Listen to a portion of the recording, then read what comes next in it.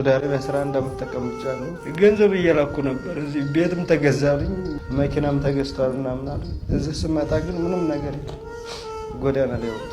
የዘመዶቼ ራሱ ገንዘብ አግኝቼ ምንም ነገር አላደረኩላትም። ለልጄ ራሱ ምንም ነገር አላደረኩላትም። ሳለቅስ የምውለው ማድረው ራሱ ለልጄ ነው።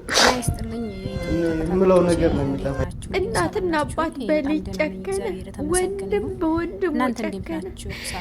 እንዴት አስችሏቸው 11 ዓመት የለፋበትን መኪና ገዝተንልሃል፣ ቤት ሰርተንልሃል ያሉት ምንም ነገር የለም። በመጨረሻ ጎዳና ላይ አላስጠለሉትም እንኳን ጎዳና ላይ ጣሉት። በጣም ያሳዝናል። የኛ የስደት የገዛ ቤተሰቦቻችን እናት፣ አባት፣ ወንድም እንደ መከዳት የሚያም ነገር የለም። በጣም ለማንኛውም መልእክቴን ካስተላለፍኩኝ ይበቃኛል ማለት ነው። መልእክቱን ላስተላልፍ ብዬ ነው እና አይ ስደት ነው የምለው ማለት አይ ስደት። ምክንያቱም ስደት ግን እንዴት ነው? በመጀመሪያ ዩቲዩብን የምትከታተሉት አመሰግናለሁኝ። ስለምትከታተሉኝ አመሰግናለሁኝ። እንግዲህ ወደ የመጣሁበት ርዕስ ብሄድ ይሻላል ማለት ነው እና ብዙ ጊዜ ስደት ላይ ያለን ሰዎች በጣም ነው የሚገርመው ማለት ነው። አንዳንድ ቤተሰብ የሚያደርገው ነገር የእውነት እንደ ሰው ይከብዳል። ምክንያቱም ወንድ ልጅ እንደዚህ ባውጥቶ ሲያለቅስ የእውነት ነው የምላችሁ፣ ሴት ልጅም ታልቅስ እያልኩኝ አይደለም፣ ግን ወንድ ልጅ ደግሞ የባሰ እኔ በጣም ነው እንትን የሚለኝ ማለት ነው። ግን ኢትዮጵያ ያለ ሰው ማለት ሁሉንም እያልኩ አይደለም፣ ሁሉንም ቤተሰብ እያልኩ አይደለም። ምክንያቱም እኛም በስደት ነው፣ እኛም ቤተሰቦች እያየን ነው። እግዚአብሔር ይመስገን ቤተሰቦቼ እንጃ ምንም ልል ቃል የለኝም ስለነሱ ማለት ነው። እኔ ቤተሰቦቼ ሆነው ሳይሆን እኔ ስለማቅም እኔም ቤተሰቡ የሚያቅም ያውቃል፣ የማያቅም ደግሞ እኔ እንጃ ይሄ ነው ማለት አልችልም ስለ ቤተሰቦቼ ማለት ነው። ግን አንዳንዴ የምናየው ነገር ደግሞ በጣም ከባድ ነው። እናት ልጇ ላይ ስጨክን እናያለን። ግን ባይዋሹ ማለት ባይዋሹ ባያጓጉ ምን አለበት? ያልተሰራውን ሰርተናል፣ ያልተደረገውን አድርገናል ባይሉ ምን አለበት? ይሄ ነው የሚጎዳው። ደሞስ እንደገና ልጁ ከሀገር ከገባ በኋላ አስወጥቶ ጎዳና መልቀቅ ምን ይሉታል? ይሄ እረ ተው ማርያምን፣ እረ ተው እንዴ! ምን እየተካሄደ ነው? ምን እየተካሄደ ነው? እረ ይቻለም ከንቱ ናት። እረ ይቻለም ዋጋ የላትም። አይደለም የምንጣላበት የምንፋቀርበት እኮ የእውነት በጣም አጭር ጊዜ ነው ያለን ማለት ነው።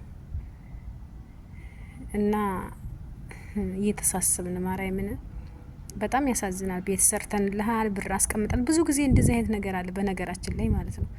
ብዙ ጊዜ ያልተቀመጠውን ተቀምጧል፣ ያልተሰራውን ተቀምጧል። ይሄ የተለመደ ጉዳይ ነው፣ የተለመደ ነው። በቃ ለምን እንደ አይገባኝም። ከተበላ ተበላ ነው ያኺ፣ ተበላ ክላስ ተበልቷል በሉ፣ ካልተሰራ ደግሞ አልተሰራም በሉ። 11 ዓመት ሙሉ ልጁ እንደዚህ 11 ዓመት ሙሉ ወንድ ልጅ በሰው ሀገር እንዴ! አንዳንዴ ሴት ልጅ ትጎዳ እያልኩ አይደለም፣ ግን ማርያም ከሴት ወንድ ይከብዳል። ሴት ልጅ ቢያንስ በቤት ውስጥ ሆና ይሻላል ብዬ አምናለሁኝ። እኔ እንጃ፣ እኔ ምን አውቃለሁ፣ ይሻላል። ወንድ ልጅ እኮ ማርያም ቢከፋው ከፋይ ብሎ እንደኛ ያወራል። ማርያም ቢከፋው ከፋይ ብሎ ያወራም ወንድ ልጅ ማለት ነው። ሴት ልጅ ግን ቢከፋትም ለጓደኛዋ ታወራለች ምናምን ነገር። ወንድ ልጅ እኮ አያወራም፣ ሁሉን በውስጡ ነው እኮ የሚያመው። ማርያምን እኔ አሁን ይሄ ልጅ በጣም ነው ያሳዘነኝ። እግዚአብሔርን ያን ብር እንዴት አድርጎ ሰርቶ እንዲያመጣው እሱና ፈጣሪ ናቸው የሚያውቀው። እንዴት አድርጎ ሴብ አድርጎ እንዴት አድርጎ እንዲያጠራቀመው ማለት ነው። የወንድ ልጅ ደግሞ እንደዚህ አይደለም። በተለይ በገጠር በግ ምናምን የሚጠብቁት ማርያም በጣም የኛን ግማሽ ያህል ነው። እዛ ላይ ተነስቶ ለቤተሰብ ይላክለታል። እዛ ላይ ተነስቶ ለሱ ካርድ ይሞላል። እዛ ላይ ተነስቶ ለሱ ምግብ ይበላል። እና ከባድ ነው፣ የእውነት ከባድ ነው። እና እንደው እግዚአብሔር አምላክ እሱ መፍትሄውን ያንጣ ነው የምለውና እንደዚህ ባናረግ ጥሩ ነው ብዬ አምናለሁኝ። ምክንያቱም ጥሩ አይደለም የሰው ገንዘብ ከባድ ነው እንዴ። እንዴት ልጁን እንደዚህ ታረጉታላችሁ? እናንተ የእውነት እንቅልፍ ወስዷችሁ ያድራል? እንቅልፍ በላ ነው የሚሆንባችሁ ሲጀምር ማለት ነው። እንደዚህ በአደባባይ ወጥቶ ይሄ ልጅ ብቻ አይደለም ብዙ ሴት እህቶቿን ባለፈው ሁኔታ ታንቃ የሞተች ልጅ አለች። ውራጌ ዞን ነው ምናምን ነገር እንደዚሁ ገንዘቧ ተበልቶ ልክ ስከድ ገንዘቧ የለም እንዴ። ምን ሆኖ ነው በማርያም ግን ገንዘብ እኮ ሁላችንም እግዚአብሔርን የሆነ ነገር መግዣ እንጂ እኮ ተከትሎን የሚሄድ ነገር የለም። ሀሞት እኮ ገንዘብ አያድንም አይደል እንዴ? ሰው ደግሞ አሉ ማለት ሁሉም የኢትዮጵያ ሁሉ አሉ፣ ቤት ሰርተው የሚያስረክቡ አሉ፣ እህት ወንድም አለ፣ እናት አባት አለ። ግን ደግሞ አንዳንዶቹ ደግሞ በስመ አብ ወወልድ ወመንፈስ ቅዱስ ምን አይነት ጭካኔ እንደሆነ አይገባኝም። ልክ አላችሁ ያላችሁ ይሄ ገንዘብ አላችሁ ይሄን ብለው ልክ ሀገር ሲገቡ ክላስ የለም ሲባሉ እነዛ ሰዎች የት እንደሚደርሱ ስለሚያውቁት የት ቦታ እንደሚገቡ ስለሚያውቁት በቃ ክላስ ያስጨልሏቸዋል ማለት ነው። እንጃ በስመ አብ ምን ሆናችሁ ነው? በማርያም ምን ሆናችሁ ነው? 11 አመት እኮ ቀላል አመት አይደለም። ማርያምን 11 አመት ቀላል አመት አይደለም። እያንዳንዱ እጅግ አሳዛኝና ልብ ሰባሪ የሆነ ዜና ተሰምተዋል። እህታችን ትግስት ሰጠ ትባላለች። የአረብ ሀገር የበርካታ ዓመታት ነዋሪ የነበረች ሲሆን የቡታጅራ ልዩ ስሙ ኬላ አካባቢ ተወላጅ ነች። ከብዙ ዓመታት የውጭ ሀገር ቆይታ በኋላ ወደ ሀገሯ ስትመለስ ያፈራችውን ንብረት በሙሉ ያሰራችውን ቤት ሳይቀር ወንድሟና እናቷ አውድመውና አባክነው ሲጠብቋት አገኘች። ንብረቷና ገንዘቧን በተመለከተ ስትጠይቃቸው እንደለመድሽው ሸቃቅለሽ ብይ የሚል ልብ ሰባሪ ቃል ሰነዘሩባት። በዚህ ምክንያት በአእምሮ ህመም የተጠቃችው ትግስት ለመዳን ባስኬቶ ዞን ወደሚገኘው አቡነ አረጋዊ ገዳም ጸበል ገባች። ለአንድ ዓመት ያህል እዚያ ቆይታ ጤንነቷ የተመለሰ ባለበት ሁኔታ በትላንትናው ዕለት እጅግ ልብ ሰባሪና በሚያሳዝን ሁኔታ ራሷን አጥፍታ ተገኝታለች። ለቤተሰቦቿና ለወዳጆቿ በሙሉ መጽናናትን እንመኛለን። አሁን ከ17 ዓመት በኋላ ወደ ሀገር ቤት ስትመለስ የገጠማትን ከባድ ሁኔታ ከታሪኳ እንሰማለን።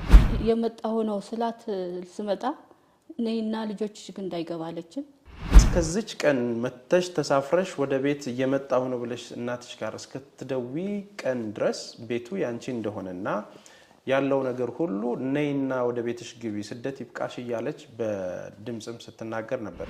ለምንድን ነው እዚህ ቁጭ ያልሽው ልጆችሽ ጋር ለምን አትሄጂ ማለች። እንዴ እናቴ እንዴት ቤቴ እኮ ነው የት እሄዳለሁ? አይ ቤት የለሽም ይመቼ ላክሽው በት እኮ 17 አመት እኮ ህይወት እኮ አይደለም የነበርኩት። እንደከበኝ በቃ ከዛ ፖሊሶች መጡ። እውነቱ እኔ ጋር ነው ያለ አልኳቸው። ግን በውሸት ተከብቤ ነው እንጂ እውነቴን ስላቸው በጣሪ ያለሻሉ። አሁን ግን ወረቀቱ በስማቸው ስለሆነ ውጭ ሆነሽ በከራከራል ቤት ተከራይታችሁ እናንተ አውጧት ህጉም የሚለው ያው አንቺ ወጥተሽ በውጭ ተከራከረ የሚል ነገር ከዛ ሶዴት እዛ ስገባ ወይ ብዬ ነው የደወልኩላት። በእውነት 17 አመት የዘራውት ቤት ልጆች ሻቅበሽ ተኝሽበት አይደል? እኔ ግን እዚህ የቆሸሸ ቤት ጥለሽኝ ስላት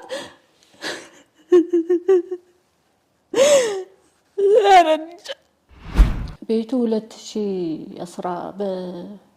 2015 ተገዛ። አንድ አመት ቆይቼ በ16 እየተሰራ ሁሉም ማስረጃ አለኝ። እንትን የተደረገ የነበረው አይዞሽ እያሉ የነበሩት እህቶች ወይ ወንድሞች ሁሉም ኢድና ጓንት ነው የሆነብኝ። በቃ ጨነቀኝ። ለምንድን ነው ግን እንደዚህ ክፉ ሊሆኑ የቻሉት? ወንድሞችሽ እህቶችሽ ምናምን